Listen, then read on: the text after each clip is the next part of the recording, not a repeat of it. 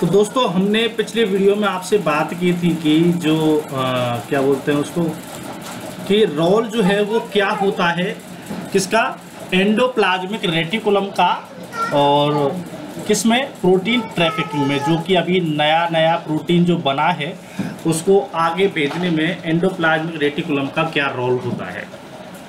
ठीक है, बात यहाँ पर आई थी कि भाई साहब अगर प्रोटीन जो है बना और वो जा रहा है एंडोप्लाज्मिक रेटिकुलम पाथवे के थ्रू, तो उसे क्या कहेंगे हम, उसे कहेंगे को translational protein translocation.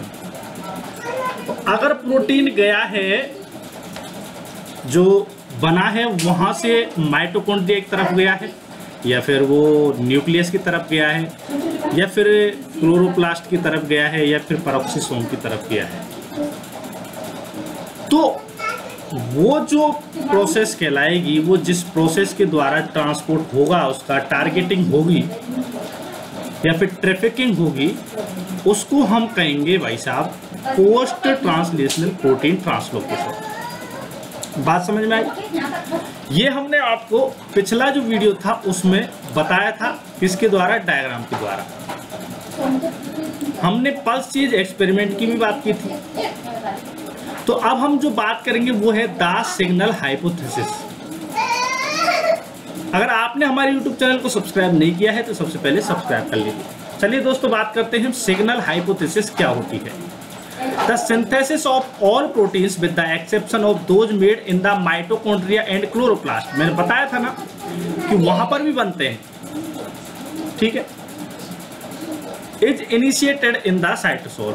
The proteins may either be completely translated by cytosolic ribosomes or they complete their synthesis on rough ER।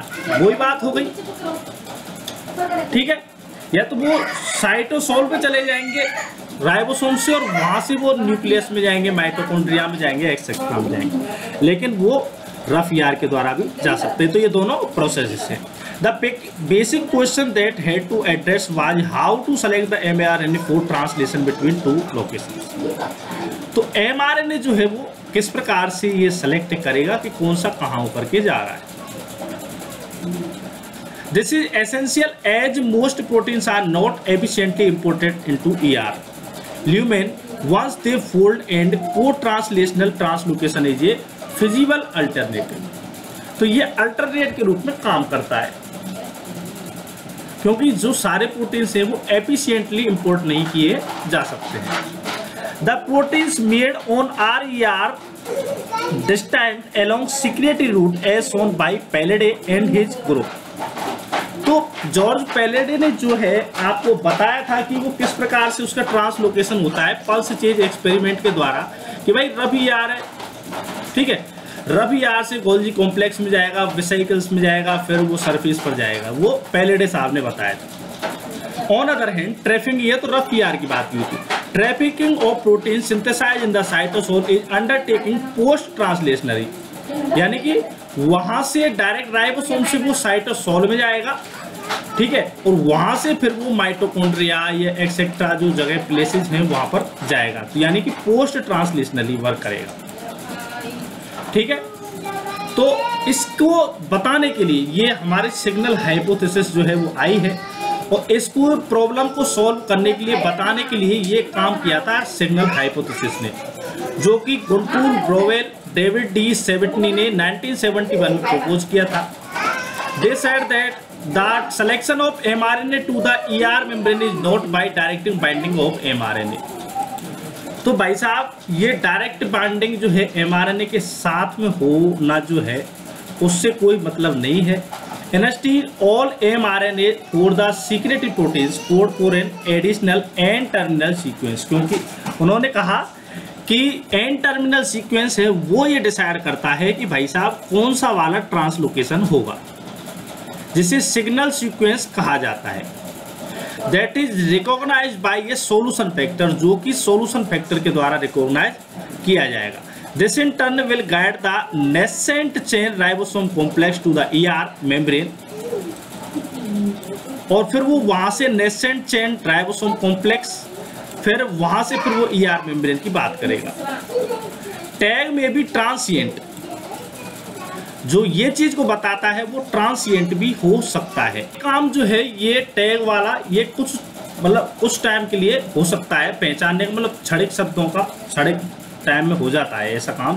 कौन सा पहचानना है, पहचानने का काम, फिर आगे वो पहले पहचाना जाएगा एन टर्मिनल सीक्वेंस, फिर वो नेस्सेंट चेन राइबोसोम कॉम्प्लेक्स बनाएगा, फिर वहां से ER membrane. Finally ribosomes whether free और ER bound is indispensable.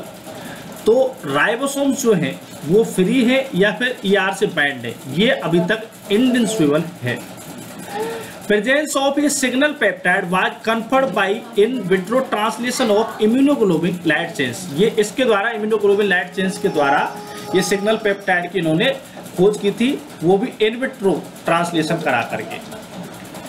A secretory protein, क्योंकि यहाँ पर सीक्रेटरी प्रोटीन की खोज की जाती है। Free ribosome initially by Cesar Milstein and George Brownlee. ये काम किया था जो सिग्नल पेप्टाइड जो एन टर्मिनल सीक्वेंस होती हैं, वो लास्ट की जो पेप्टाइड होती है उसको पहचानने का काम जो था ये पूरा जो खोज किया था वो सीजर माइलस्टीन और जॉर्ज ब्राउनली के द्वारा किया गया था। 1970 में बर्नार्ड और डोवरस्टीन और जी ब्लोवेन ने सक्सीड किया और डेमोन्स्ट्रेट किया difference the size of light chains in synthesise on free versus membrane bound ribosome. उन्होंने फिर ये फ्री है राइबोसोम या फिर वो बाउंड है मेम्ब्रेन से, इन दोनों चीजों को ये फिर आगे बर्नार्ड डोवरस्टीन और जी ब्लोवेल ने बताया, यानी गुंटूर ब्लोवेल ने आगे बताया। ठीक है, they went ahead of expand their original hypothesis and included the idea of a protein conducting channel in microsome membrane ER through which the growing polypeptide is translocated. Later work of investigator has identified the key components of the membrane insertion and translocation machinery. The concept of having tags for the selective transfer across membrane is essential for maintaining the identity of, यानी कि ये जो tag है last का ये बहुत ज़्यादा ज़रूरी है और इसी से ही जो है आगे के कहाँ पर जा रहा है, किस ऑर्गेनेल्स पर जा रहा है, इसको आपको पहचानने में आसानी हो जाती है। Therefore, the impact of this hypothesis is beyond the ER. It applies to all types of trafficking pathways operate in the cell, and recognizing for the discovery that protein transport and localization in the cell is governed by intrinsic signals, जिनको हम zip code भी कहा जाता है proteins का। Gunter Blobel was awarded 1999 Nobel prize for physiology और medicine. तो ये साहब इनको नोबेल प्राइज मिला। Once the hypothesis was supported experimentally by different laboratories, the emphasis shifted towards finding the molecular components of the machinery and to analyze the nature of intrinsic signals that govern their transport.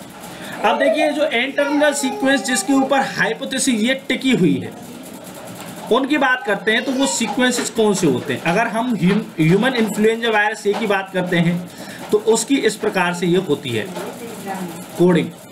Human प्रीपोइलिन insulin जो है उसकी ये coding होती है। Bovine growth hormone की ये coding होती है। बी प्रोमेलिटिन की जो है कोडिंग वो इस प्रकार से होती है। ड्रोसोफ्ला ग्लूप्रोटीन की जो कोडिंग है वो इस प्रकार से होती है। आप इनको रट नहीं सकते हैं, प्रैक्टिस करके आप इनको याद कर सकते हैं, लेकिन ऐसी कोई एग्जाम है नहीं जहाँ पर ये पूरी कोडिंग पूछी जाए। ठीक है, तो लास्ट के जो अक्षर्स हैं एलानिन ये है, ये प्रोलिन है, एलानिन है, ये लाइसिन है, तो इन चीज़ों को आप ध्यान रख लेंगे नाम के सामने ये और लास्ट वाली इसको, तो उसी से आपका काम चल जाएगा, इसको पूछा जा सकता है। तो इस प्रकार से कुछ जो है कैरेक्टरिस्टिक्स इसके आते हैं। जो सिग्नल सीक्वेंसेस हैं उनके जो लेंथ है वो रेंज करती है 13 से 36 अमीनो एसिड्स की। ठीक है, जो सिग्नल्स जो है वो कंटेन करते हैं पॉजिटिव चार्ज को, रेजिड्यू को, इटैलिक्स में लिखेंगे उनको। हाइड्रोफोबिक स्टेज 10 से 15 अमीनो एसिड्स का होता है। कार्बोक्सिलेट टर्मिनल होता है वो मोस्टली एलानिन जो प्रीडोमिनेंट होता है, जो कि क्लीवेज साइड से जो होता है क्लोज होता है। तो दोस्तों ये हमने आपसे सिग्नल हाइपोथेसिस के कुछ सीक्वेंसेस की बात की है, उसको सिग्नल हाइपोथेसिस होती क्या है उसके बारे में आगे हम बात करेंगे। दोस्तों अगर आपने हमारे चैनल को सब्सक्राइब नहीं किया है, सब्सक्राइब कर लीजिए, हमारे साथ बने